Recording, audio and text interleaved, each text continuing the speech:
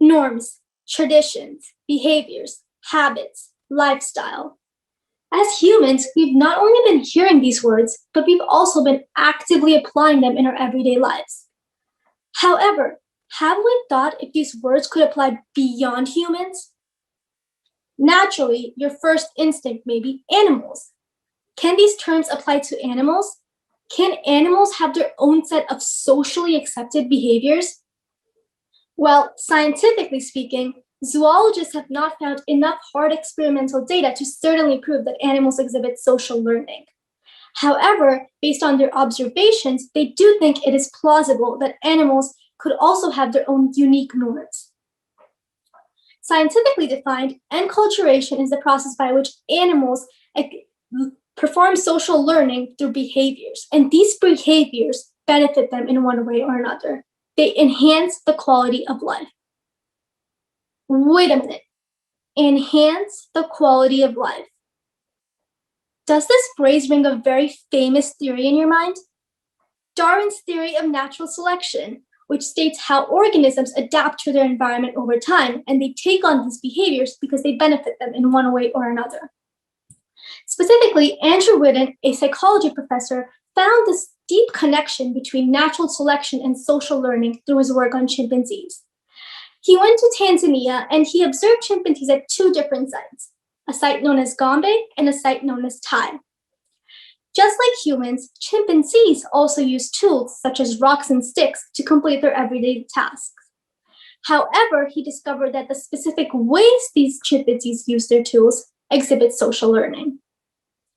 So when Whitten went to Tanzania and observed these chimpanzees at Gombe, he saw that these chimpanzees used a specific type of stick, and they inserted it into an ant nest, waited until the ants traveled up 50% of the way on the stick, took the stick out, swept off the ants using their hand, and gobbled hundreds of ants up at one time. However, at a different site known as Tai, Whitten observed that these chimpanzees did also use a stick and insert it into an ant nest, but they waited merely 1 to 2 seconds before taking it out and sweeping the ants up right through their lips and directly consuming them. This way of eating only allows them to get about a dozen ants at one time. And it's similar to how we may drink soup with a teaspoon, only getting a few drops in our mouth at one time. I don't know about you, but I don't have that much patience. So you may be wondering, why don't these chimpanzees at Tai follow the method that the chimpanzees at Gombe follow? Because the chimpanzees at Gombe can consume hundreds of ants at one time. And the answer is simple, because no chimpanzee at Tai has ever discovered this method. However, at Gombe, a few chimpanzees discovered this method and all the other chimpanzees followed them because it benefited them. They were able to eat quicker, exhibiting social learning. So to consolidate our understanding of how the chimpanzees at Tai consumed the ants, I'm going to be showing you a short video clip.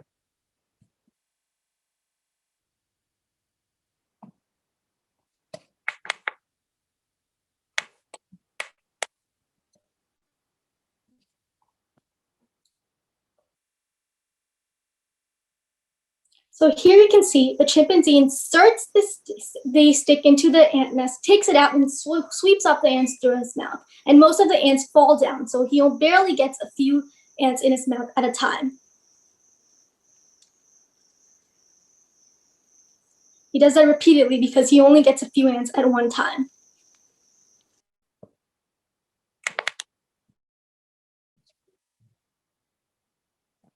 So now that we've discussed about a specific example of social learning, you may be wondering, how does this happen? How do these animals transfer their behaviors from one animal to the next? There are three main types of social transmission: vertical, horizontal, and oblique transmission. Vertical transmission happens directly from parents to offspring. So parents who give rise to offspring make that offspring have similar behaviors to them. Connecting this to humans, as we grow up, we always observe our parents, how they eat, how they sleep, and maybe subconsciously, but we do follow their techniques and their ways of living. And this also happens with animals.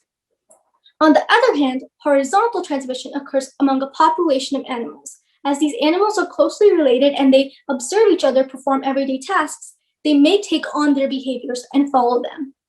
And the last type of social transmission, which may be the most confusing one, oblique transmission, happens from generation after generation.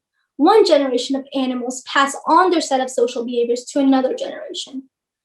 Now, you may be confused. What's the difference between vertical and oblique transmission? Because vertical transmission also happens from parents to children, which are generations.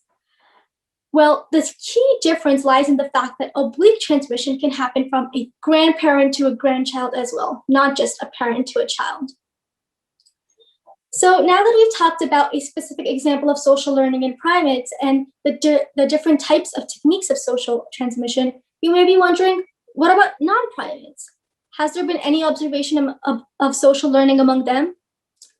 Well, scientists Helfman and Schultz performed famous translocation experiments with French grunts, a type of fish.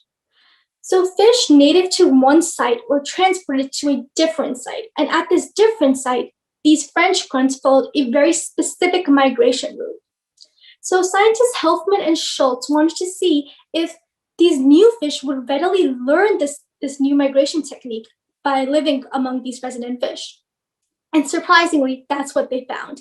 As soon as these new fish were transported to that site where that migration route was followed, they immediately began learning it and following them.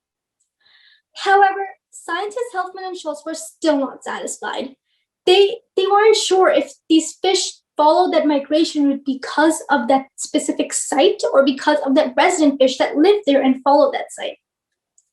So before they transported that fish, the new fish, into that site, they first removed the resident fish from that second site. So when these new fish were transferred to the site where this migration was previously followed, they found that these new fish did not follow that migration route anymore, exhibiting a very strong example of social learning, because these fish had learned this migration route from that resident fish. And when the resident fish were removed, they had nobody to learn from. These and countless other examples of social learning exhibited among animals are making scientists believe that animals could also have their own unique norms, traditions, values, lifestyle. These words are readily extending beyond humans as zoologists continue to find new examples of social transmission among animals. Thank you.